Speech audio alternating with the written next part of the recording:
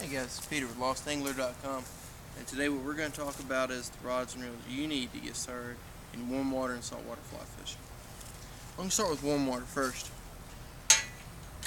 For most warm water fly fishing, whether it's for bass or panfish, a 6-weight fly rod is going to do just fantastic. Okay, I like a medium fast action. You can use a fast action or a medium action, but I like kind of the in-between.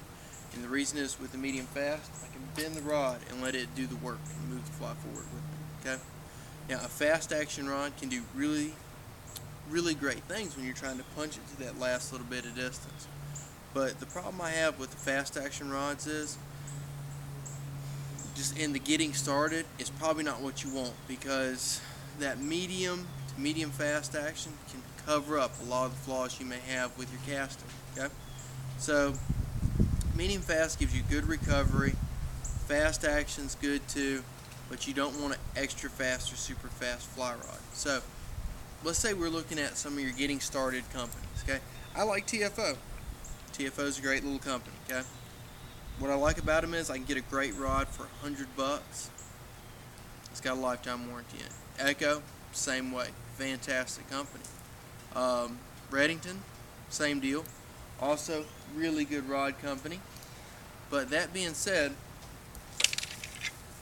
the choice is up to you. If you've got a local shop that does really well in your local area, you can do those too. Okay, get up with your local shop and kind of talk to them. But remember, you can stay on a budget.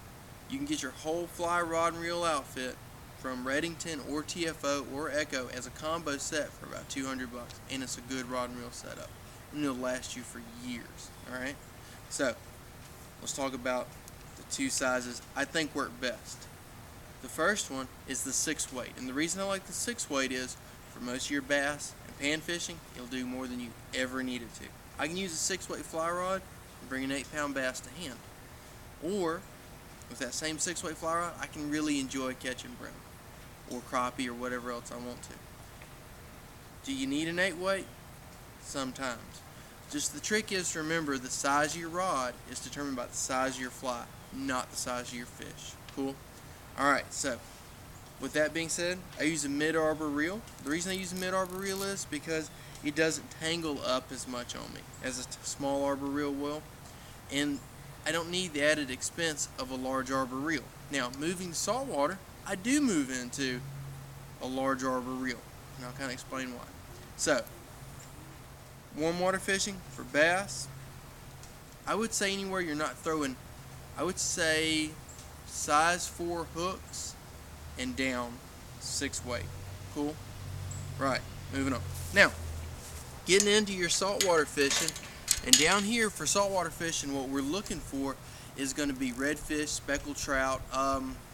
Every now and then you can get some jacks that move up in the Bay Area. I've talked to a few people done. I haven't done it yet. I'd like to.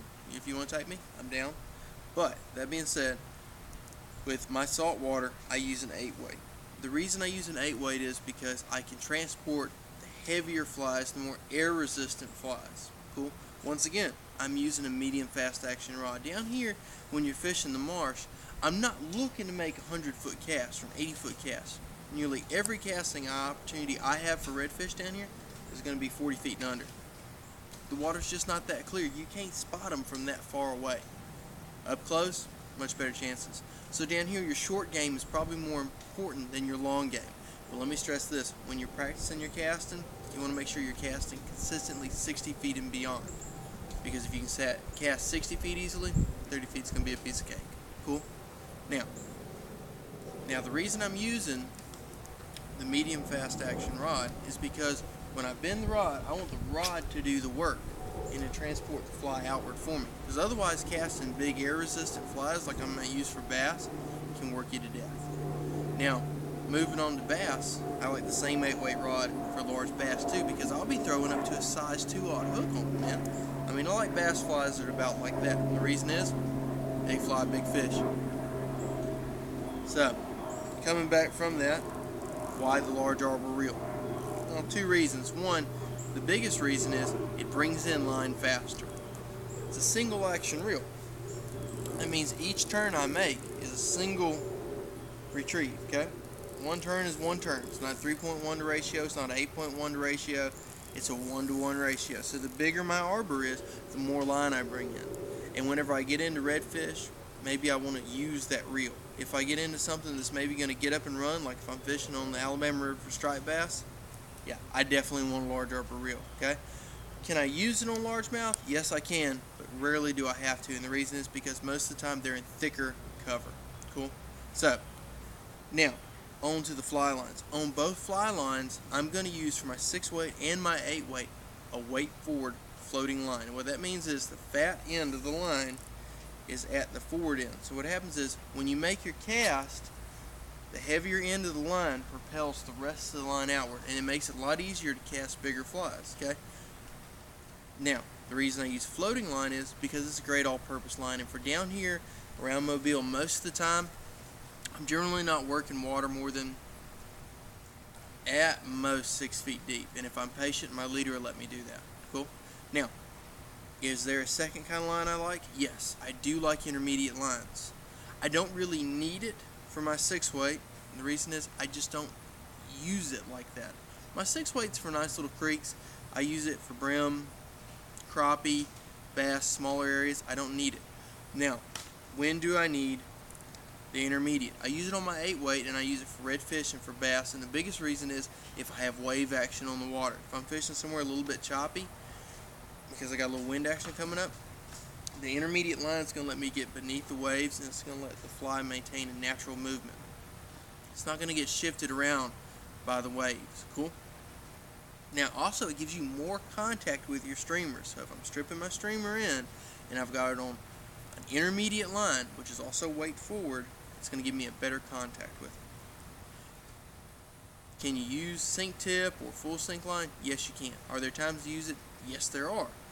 But I'd say starting out, if I was to go with anything, weight forward floating. Now, if you're going to be fishing redfish and you're going to be fishing bass and you want to use the same stick, 8-weight. If you're going to be fishing bass, brim, crappie, 6-weight. Okay? Can you use a 7-weight as an in-between? Yes, you can. Does it work well? Yeah, it does. But are there going to be times when you're wishing you had one or the other? Yeah. If I could only pick one rod, it would probably be a 7. And the reason is I can cast the heavier flies, and I can cast the more delicate ones too. But for me, I was able to, so I bought a 6 and an 8-weight. I didn't need the in-between.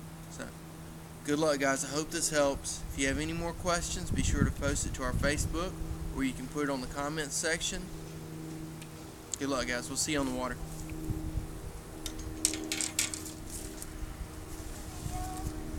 Yep.